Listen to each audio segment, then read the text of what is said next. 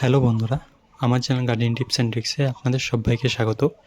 তোমাদের এই প্রিয় চ্যানেল এ তোমাদের সবাইকে স্বাগত।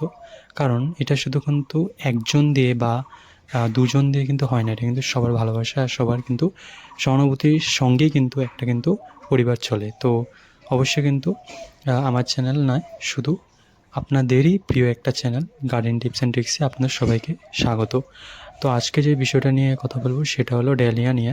তো ডালিয়া নিয়ে কিন্তু প্রচুর মানুষ কিন্তু অনেকটাই কমেন্ট করে বা জিজ্ঞেস করে কি এটা কোনো সময় কিন্তু ফুল দেয় না বা অনেকটা লেট করে দিতে, কারণটা কি হতে পারে।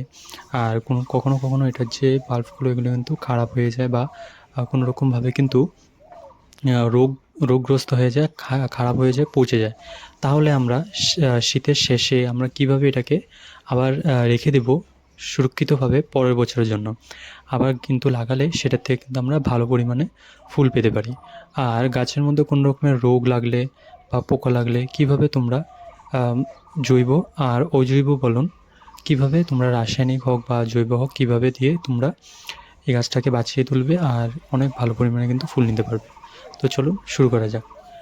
ভিডিওটা শুরু করার আগে যদি আমার পরিবারে আপনারা নতুন থাকেন অবশ্যই লাইক, শেয়ার অ্যান্ড সাবস্ক্রাইব করে পাশে থাকবেন।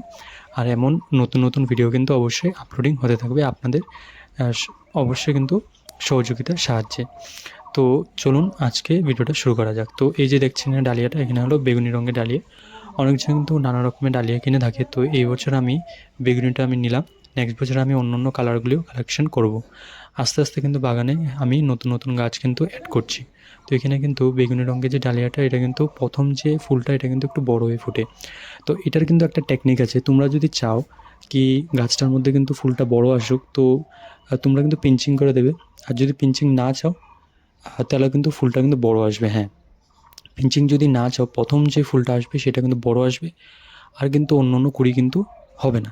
কিন্তু তাও কিন্তু আমার কাছে হয়েছে। কিভাবে সেটা আমি বলছি। তো এখানে কিন্তু আমার একটা প্রথম যে ডালটা বেরিয়েছিল সেটা কিন্তু আমি কাটিনি। না কাটার ফলে সেটাতে কিন্তু একটা বড় পরিমাণে কিন্তু ফুলটা হয়। হওয়ার পরে যখন এটা শুকিয়ে যায় তো আমি এটাকে রিমুভ করে দিই। তার সাইড দিয়ে কিন্তু এই দেখো, সাইড দিয়ে কিন্তু নতুন নতুন আরও ব্রাঞ্চ কিন্তু অলরেডি বেরিয়ে গেছে। তার থেকে কিন্তু অনেক পরিমাণে ফুল হবে আর হয়েওছেও। অনেক কিন্তু হয়েছে, আমি আগেও লাগিয়েছিলাম, তো অনেক পরিমাণে কিন্তু ফুল হয়েছে। তো এটা কিন্তু প্রথম ফুল আমি পেয়েছিলাম। তো এটা কিছুদিন আগে আমি ভিডিওটা বানালাম, তো আমি ভাবলাম তোমাদের সাথে এখন শেয়ার করি।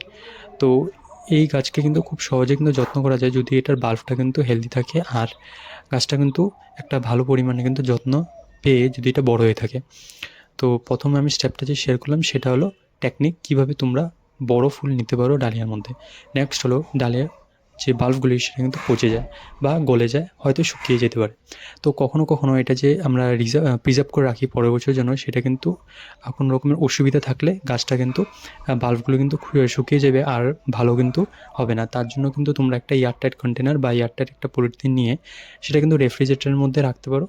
আর সময় আসলে কিন্তু লাগিয়ে দিতে পারো, তাতে কিন্তু বাল্বগুলি খারাপ হবে না আর ভালো অবস্থাতেই থাকবে। থার্ড পয়েন্ট যেটা নিয়ে আমি কথা বলবো ডালিয়াতে, সেটা হলো এই পাতার মধ্যে কিন্তু প্রচুর পরিমাণে কিন্তু হতে পারে লিফ মাইন্ড, যেটা একটা কিন্তু দেখবে সাপের টাইপের একটা লতা টাইপের একটা সাদা রঙের দাঁত কিন্তু চলে আসে। সেই সময় কিন্তু তোমরা একটা জিনিস করতে পারো, সেটার মধ্যে তোমরা থিটা বা কাকা মারতে পারো, পেস্টিসাইড বা ইনসেকটিসাইড, যেটা কিন্তু ভালো কাম করে। আর সুপারসোনাটা মারলে কিন্তু গাছের গ্রোথও হবে আর এরকম কিন্তু উপদ্রব গাছে আর আসবে না, গাছটা কিন্তু হেলদি থাকবে। ফোর্থ পয়েন্ট সেটা হলো রৌদ্র। তোমরা কিন্তু সানলাইটটা কিন্তু 3 থেকে 4 ঘন্টা বা 5 ঘন্টা কিন্তু লাগাবেই, তাহলে কিন্তু গাছের গ্রোথটা ভালো থাকবে আর এটার মধ্যে কোনো রকমের রোগ পোকা থাকলেও কিন্তু লাগবে না। ফিফথ পয়েন্ট সেটা হলো, যেটা হলো 5 নম্বর পয়েন্ট, সেটা হবে তোমার কিন্তু গাছটা কিন্তু অবশ্যই একটু ভালো করে সাপোর্ট সিস্টেম দিতে হবে। আমরা কিন্তু চাই কি বড় বড় ফুল আসুক, বড় বড় কিন্তু অনেকটা কিন্তু ভালো ফলন হোক, কিন্তু কখনো কখনো আমরা অযত্নে বা কিছু একটা জিনিসে মিস্টেক করলে বা ভুল করলে সেটা কিন্তু অবশ্যই আমাদের গাছকে কিন্তু লক্ষণীয় থাকে, সেটা কিন্তু গাছে কিন্তু দেখা যায়। সেটা হলো সাপোর্ট। কিছু যদি আমরা ভালো একটা পেতে চাই বা এটা যদি অনেক সময় পর্যন্ত থাকতে চাই, রাখার জন্য গাছের মধ্যে অবশ্যই কিন্তু সেটাকে সাপোর্ট সিস্টেম দেবেন। তাহলে কিন্তু দেখবেন কোনো রকমভাবেই এই ফুলগুলো পড়বে না আর অনেক লাস্টিং কিন্তু করবে, অনেক দিন ভালো থাকবে আর দেখতেও কিন্তু ভালো লাগবে। একটা জিনিস যখন ভালো করে রাখা হয় সেটা কিন্তু দেখতেও ভালো লাগে। ফিফথ হলো 6 নম্বর পয়েন্ট যেটা হবে, সেটা হবে হলো তোমাদের ব্যাগ বা পলি ব্যাগ চুজ করো, কন্টেনার চুজ করো, সেটা কিন্তু একটা গাছের অনুযায়ী সেটা কিন্তু অবশ্যই তোমাদের চুজ করতে হবে। তাহলে কিন্তু গাছকে দেখবে খুব সুন্দর গ্রোথটা হবে আর অনেক পরিমাণে কিন্তু ফুলও ধরবে।